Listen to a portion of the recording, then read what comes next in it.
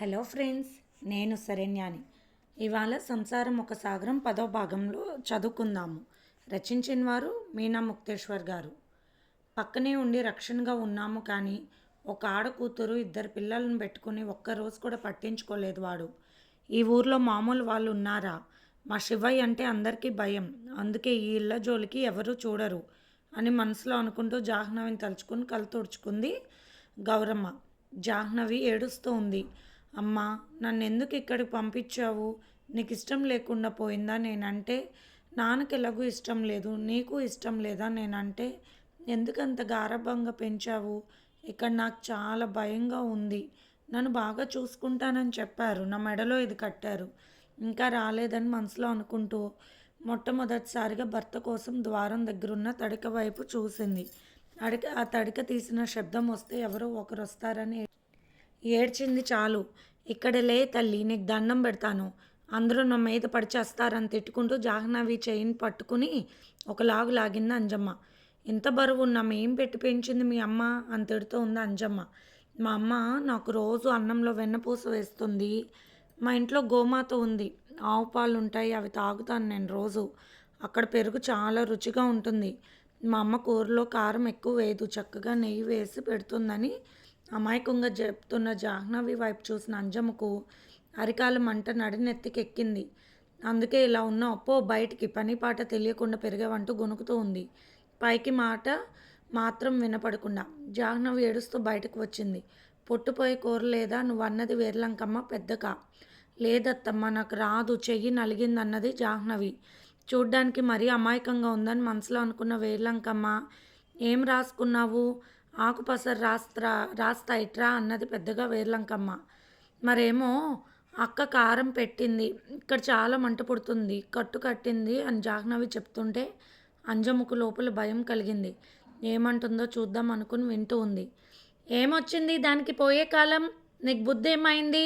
అంత మాత్రం తెలివి లేదా సోంబేరు ముఖందాన్న అంటూ జాహ్నవిని తిట్టింది ముందు. ఏమే పొగరు పట్టిందా అంటే అంజమ్మ? దానికి ఎందుకు కారం పెట్టావు? నీకు పెట్టాలి అక్కడ పచ్చికారం అంటూ పచ్చిగా బూతులు తిట్టింది వేర్లంకమ్మ. అయ్యో అత్తమ్మ, నాకేం తెలుసు, నీ కొడుక్కి దెబ్బ తగిలితే అలా పెట్టుకుంటాడు, అందుకని తగ్గిపోతుందేమో అనుకుని అన్నది వచ్చి చాలా అమాయకంగా భయపడుతూ. నోరు ముయ్యవే, నాటకాలు కాకపోతే పిచ్చి వేషాలు వేస్తే పోతావు. మొగుడేమో తాగబోతున్నా, కొడుకు ఏదైనా రూపాయి సంపాదించేది దాని మొగుడే కదా. ఇంతవరకు నేను చేస్తూ ఉన్నాను, అటు పొలం పనులు, ఇటు గొడ్ల కాడ చేసిన పని చేసి పాలు అమ్ముకొని వస్తున్నాను. అయిపోతుంది నా పని పాట లేకుండా వంట పని చేస్తే ఇంట్లో పడి తింటూ ఇట్లాంటి దెయ్యం పనులు చేయకు అంటూ తిట్టింది చాలా పెద్దగా రంకెలు వేస్తూ వేర్లంకమ్మ. ఇటురా అంటూ పెద్దగా అరిచింది జాహ్నవిని వేర్లంకమ్మ. ఆ రంకెలు దేనికి పెడుతుందో తెలియని జాహ్నవి భయపడుతూ వణికిపోతుంది. వస్తున్న అత్తమ్మ అంటూ భయపడిపోతూ అక్కడున్న కుడితి తొట్టి తట్టుకుని చూసుకోకుండా కింద పడిపోయింది. అప్పుడే తలుపు తీసుకుని వచ్చాడు జగపతి. అంజమ్మ లోపల పడి పడి నవ్వుకుంది. ఆ కుర్తి తొట్టు మీద పడిపోయింది జాహ్నవి. అయ్యో అయ్యో అయ్యో అంటూ అరిచింది వేర్లంకమ్మ. ఇంత సోమరిపోతూ సోంబరిలాగా ఎలాగ పెంచింది నీ అమ్మ? ఏడ్చినట్టుంది. ఇదిగో నీ పిల్లాన్ని లేపి లోనికి తీసుకువెళ్ళు, మాయదర్శంతా కుడితిలో పడిపోయి బట్టలన్నీ తడిసిపోయాయి పాపం జాహ్నవికి. అలా ఎలా చూసుకోకుండా పడిపోయావంటూ జగపతి జాగ్రత్తగా లేపి నడిపించుకుని లోపలికి తీసుకువెళ్ళాడు. అంజమ్మకు పండగలాగా ఉంది, దొంగమొహంది, నన్ను తిట్టించింది, కొవ్వు దిగిపోయిందని నవ్వుకుంటున్న అంజమ్మను వేర్లంకమ్మ పెద్దగా పిలిచింది. దానికి 3వ స్నానం అవ్వలేదు కదా, కుర్తిలో పడింది, ఆ తొట్టి శుభ్రంగా కడిగి వేయాలి, పసుపు నీళ్ళు కొట్టాలి, పసుపులకు మైలుగాలు తగిలి పాలు ఇవ్వవు అన్నీ తిట్టేసరికి అంజమ్మ పై ప్రాణాలు పైనే పోయాయి. ఇప్పుడు తొట్టి నేను కడగాల? ఆ దొంగమొహంది పడింది ఎందులో, కడగాల్సింది నేను.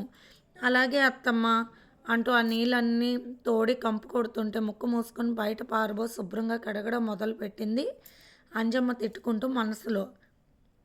జగపతి లోపలికి తీసుకువెళ్ళాడు భార్యను. చేతికి దెబ్బ చూపించింది, మోకాలకి కొట్టుకుపోయింది, తొట్టి పగిలిన చోట కాలు గుద్దుకుంది. లంగా పైకెత్తి అక్కడ కూడా చూపించింది జాహ్నవి ఏడుస్తూ. కింద చూసుకుని నడవాలి జాహ్నవి, అలా ఉండకూడదన్నాడు జగపతి బాధపడుతూ.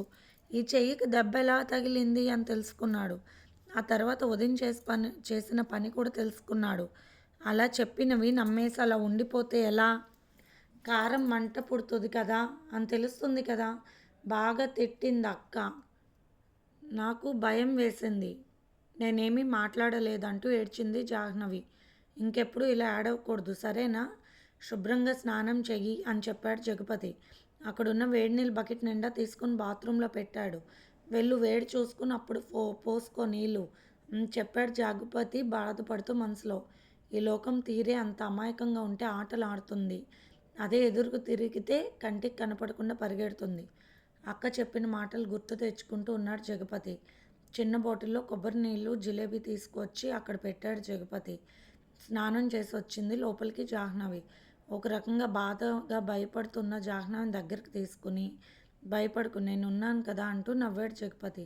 నువ్వెప్పుడు నాతో ఉండడం లేదు కదా, ఎక్కడికి వెళ్తున్నారు? నాకు భయంగా ఉంది ఇక్కడ అని చెప్పింది జాహ్నవి బాధపడుతూ.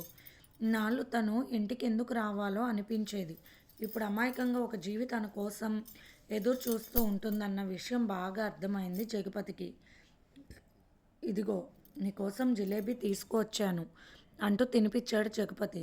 సంతోషంగా ఆనందంతో తిన్నది జాహ్నవి. నాన్న మాకెప్పుడు తీసుకురాలేదు ఇలా తినేవి. పక్కన ఉన్న పెద్దనాన్న తీసుకువచ్చేవారు అప్పుడప్పుడు అని చెప్పింది జాహ్నవి బాధగా. పాపం అత్తయ్యకు అక్కకు అందరికీ పెట్టారా అన్నది జాహ్నవి. నువ్వు తీసుకో, నీకు కావాల్సినవి తర్వాత తీసుకువెళ్ళి ఇస్తానన్నాడు జగపతి నాకు తినిపిస్తూ ఉన్నారు. మీరు తినరా అంటూ ఒక జిలేబీ భర్తకు తినిపించింది తన చేతితో జాహ్నవి. అయినా ఈ చాయి చాలా నొప్పిగా ఉంది నాకంటూ మళ్ళీ కళ్ళల్లో నీళ్ళు తెచ్చుకుంది జాహ్నవి. బాధపడకు జాహ్నవి అంటూ కొబ్బరి నీళ్ళు తాగమని ఇచ్చాడు జగపతి. అబ్బా, మా దొడ్లో కొబ్బరి చెట్లు బాగుంటాయి. ఒక చెట్టు గంగాభవాని తెలుసా మీకు? దాంతో లీటర్ నీళ్ళు వస్తాయి ఒక్క బొండం కొడితే అంటూ ఆశ్చర్యంగా చెప్పి ఆనందపడిపోయింది జాహ్నవి. సరే తాగు అంటూ కొబ్బరి నీళ్ళు తాగాక జిలేబీ పొట్లం కట్టేసి బయటకు వచ్చి తల్లికిచ్చాడు. తినండి అమ్మా అంటూ. అబ్బో, కొత్త అలవాట్లు వచ్చాయి అబ్బాయికి.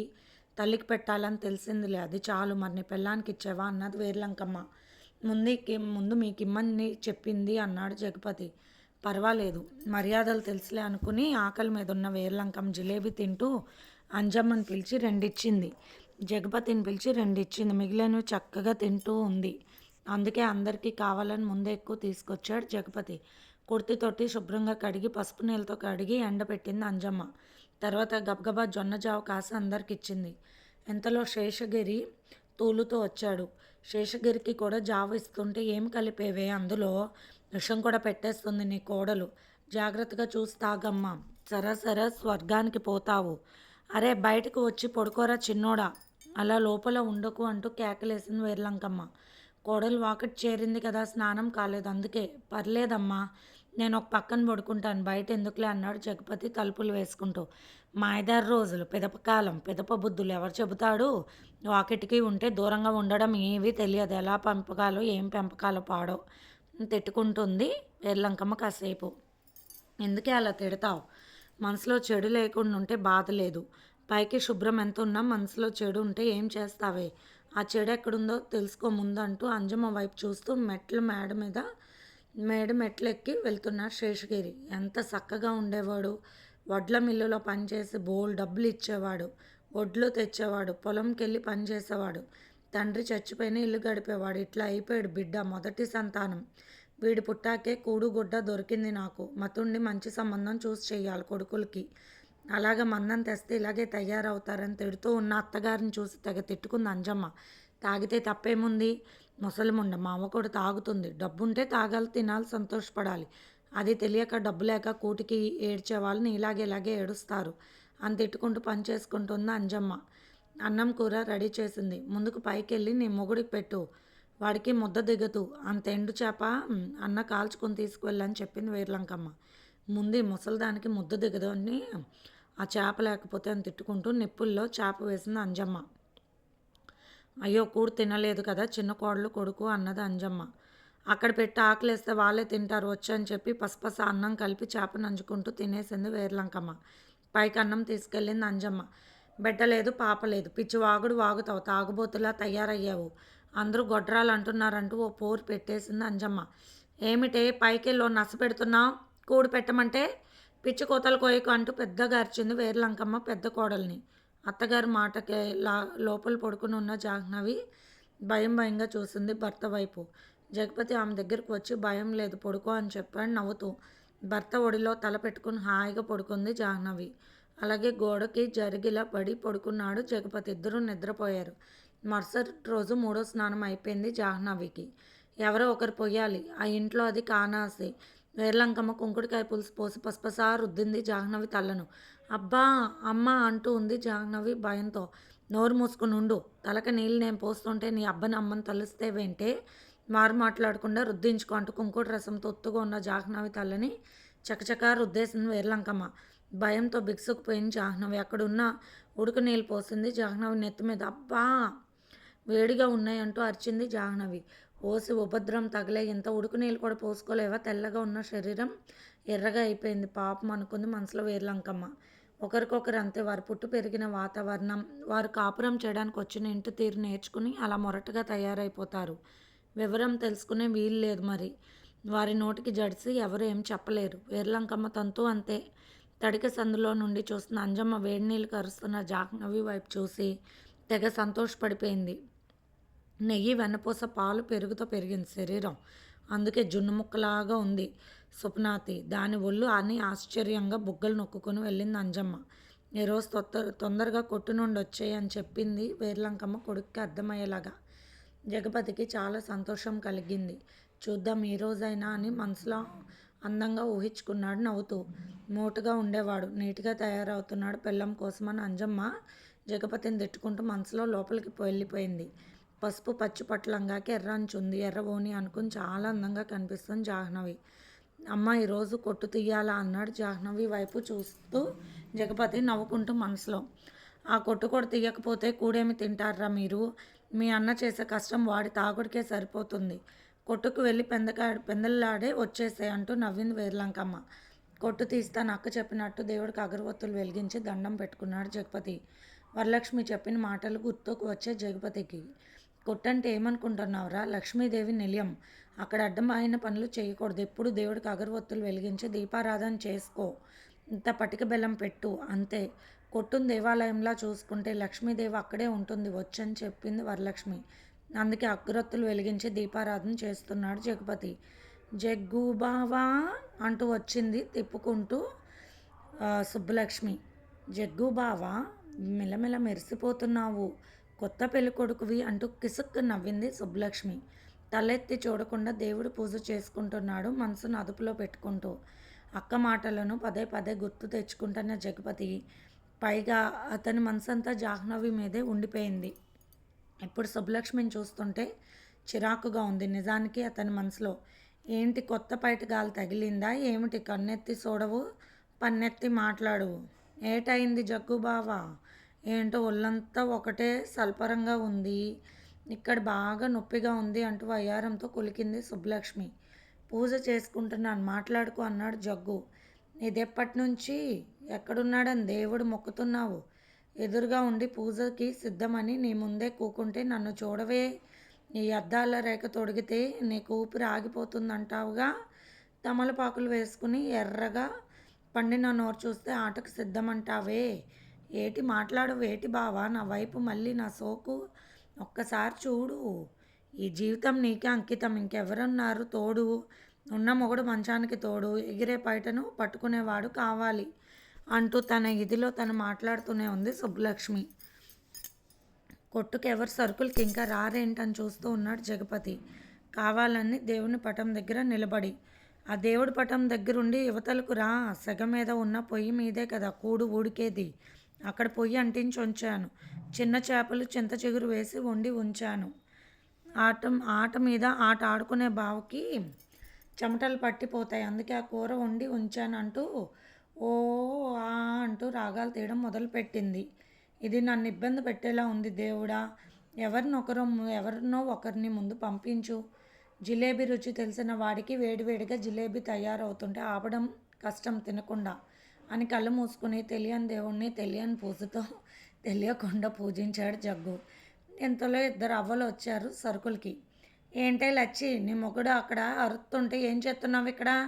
బేగి వెళ్ళి ఆడికి కాఫీ నీళ్ళు పొయ్యి, పొద్దున్నుండి ఏటి పెట్టలేదట. గొనుకుతూ ఉన్నాడు పాపం. తెల్ల జుట్టుతో పళ్ళు ఊడిపోయి కుసకుసమంట నవ్వుతున్న ముసలి వాళ్ళని చూసి తెగ మండిపోయింది సుబ్బలక్ష్మికి.